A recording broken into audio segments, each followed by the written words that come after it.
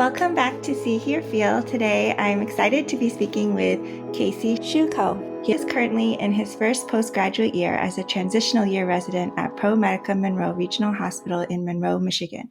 He attended Michigan State University College of Osteopathic Medicine. Prior to that, he attended Hillsdale College and played football in the defensive line unit, and he graduated in 2018 with a Bachelor of Science in Biochemistry.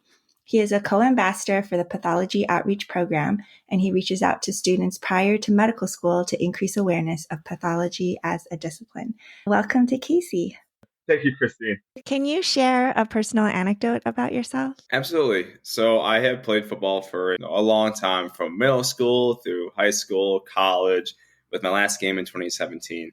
And then after that, I had really struggled in my transition from football to medicine. I had always identified myself as a football player. I always had thoughts about playing in the NFL, taking that next step. But the NFL didn't work out for me, which it doesn't for a lot of players. And I was in this position of developing a new identity or figuring out what is it that I'm going to be doing or want to be doing next in my life. Through this transition, I learned how to be vulnerable. I learned how to change how I perceive myself personally and how to develop a new identity as now first-year transitional resident and soon-to-be pathologist. I've been able to find that sense of team and camaraderie, with the Path Interest group at my alma mater on Twitter. It's been a wonderful journey overall. I'm very excited and happy for how the transition has played out. When you said your transition taught you to be vulnerable, what does that mean? I think a lot of people perceive football players as tough and this sense of masculinity, so to speak, where you have to be hard-nosed. But I think in reality, at least for myself personally, you have to be able to express yourself and to open up and to be able to share more sensitive feelings or be able to reach out for help when you need to reach out for help. That's important for anyone in any walk of life. This transition from football into medicine, I've learned how to become a lot more comfortable reaching for help, because medicine's a lot, especially going into medical school, but learning how to be comfortable asking for help and relying on friends and developing the relationships make, I think, life overall much more fun and enjoyable. Were you not vulnerable when you played football? I definitely was not the most vulnerable. I was a smaller player for my position as a defensive lineman. I wasn't the tallest. I wasn't the biggest. I wasn't the fastest. I was a pretty strong kid. I worked hard. Being an undersized player, being under-recognized, I took on the persona of I'm just going to be tougher than the other person and I'm going to work harder. I wasn't the most vulnerable person when I was playing football. And that's one thing I wish I did more so when I was playing. But it sounds like it worked for you to not be vulnerable when you played football. I think there's a lot more crying in football than people realize. I definitely did cry in football. I tried to cry behind the scenes as I was getting towards my last couple of years at Hillsdale, where I played in college. Those tears started coming out a little bit more and more because internally I knew my career was coming to a close, and you start to really embrace the wins, the losses, just getting to build those relationships with the wonderful teammates and faculty and staff and equipment managers. Okay, so is it correct then to say that football players are vulnerable? It's only shared with each other at specific moments? I would say yes. On the whole, I think it's very accurate to say that through sports, through football, you do learn how to be vulnerable. There's a lot of time that's invested into it. There's a lot of teamwork that's invested into it. And whether the outcome is good, bad, or in between, in those personal settings that you have with your teammates back in the locker room, that's away from the spectators, that's where I think we see a lot more of those personal moments, like those real memories. But so you said a little earlier, had you learned or had you been able to express being vulnerable more as a football player, it would have probably benefited your career.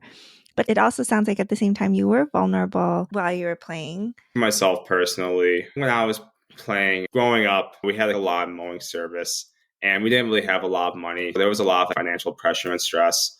Learning how to open up was something that with my teammates, I had definitely slowly learned how to open up a little bit more, but I think it wasn't quite there.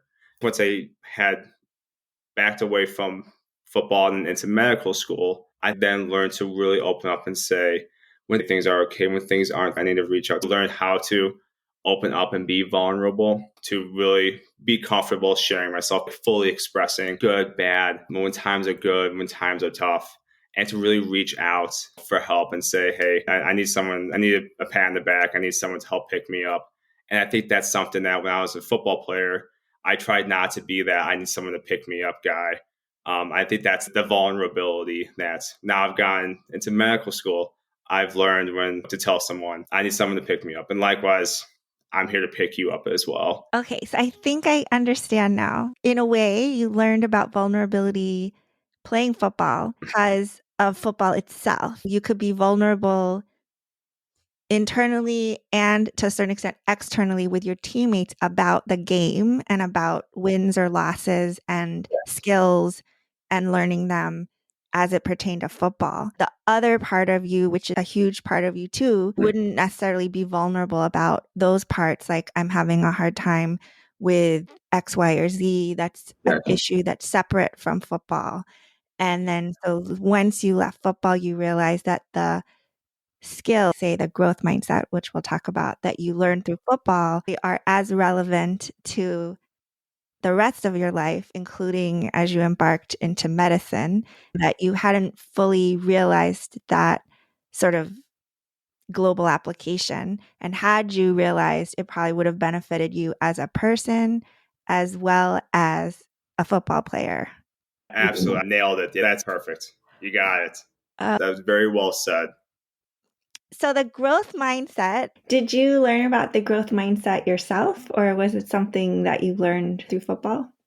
So, one of the things that when I was a junior or senior in college, I first heard about the term growth mindset during a sports psychology talk. This kind of idea of knowing that you can continue to learn, you can continue to grow, whether it be personally, at home, at work, whether it be pathology, whether you're a surgeon, whether you're an economist, whatever the case may be.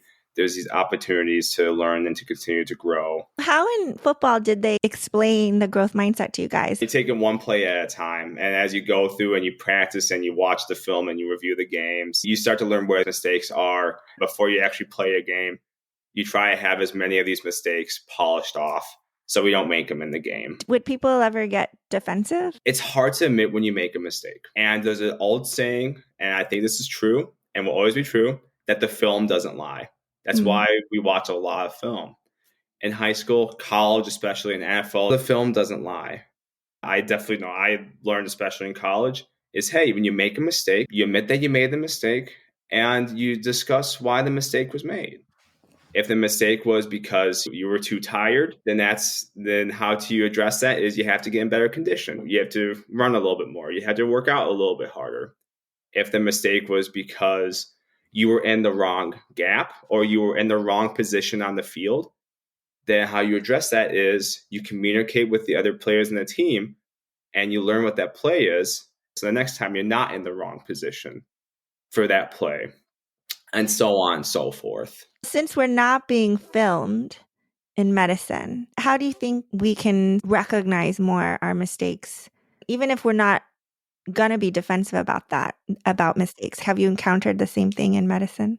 Residency training is a big platform for where the film doesn't lie analogy. For example, in pathology, when you first start out residency, you have the cases, you prep the cases, you work them out, you type out your reports, you show the reports to your attending, and your attending will either agree or disagree with the reports given what he or she is seeing on the case, the slide, etc. The attending is like the film. If you prep up a case and you get something wrong during training, that's why we have the attendings there to go to talk over things with you or to double check beyond residency. I think a lot of it is within a team-based setting, whether you work at an academic institution and you're around a lot of other different pathologists, or you work in a private group and you have your small group of pathologists. There's this level of holding each other accountable and also coming to a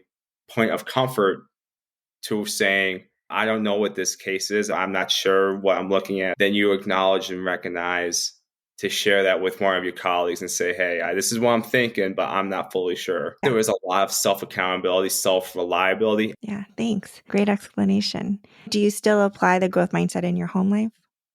As husband, wife, family, or whatever the case may be, in your personal life, in your home life, your team. I've tried to learn to take in the mindset of if something happens, if there's an argument, if there's a dispute, being ready to admit that I'm the one who's wrong, being ready to take the point of my fiance, or if it's with my mom, take the viewpoint of my mom. I think trying to take each other's viewpoints so that way you try to eliminate all biases and we make sure that we're all on the same page. I like what you just said, where you're trying to take the view of your fiance or of your mom, because I think that kind of relates back to The Film Doesn't Lie. In a way, you're trying to create a film in your head of what is this person seeing or hearing that I'm saying, and can I picture it in my mind? Can I replay this as if it's like a film and see it from their viewpoint, not just from mine? So it is like watching film and reviewing it and using the growth mindset to say, okay, I'm not just going to stick in this fixed place. There's no way that I'm not right, or there's no other way to look at this, or etc. Okay. So how do you think social media helps you to have a growth mindset? With Path Twitter and with seeing all these different cases I post and trying to comment and respond and see, this is what I'm seeing, this is what I'm thinking. In many ways, I feel like I'm in a sign out room, like a virtual sign out room with attendings, with residents, with other medical students, sharing our comments and thoughts. And I think that's something that's been like really cool. Yeah. I never thought I would really experience joining social media or joining Twitter back in April. But since then, it's wow, I've just been blown away.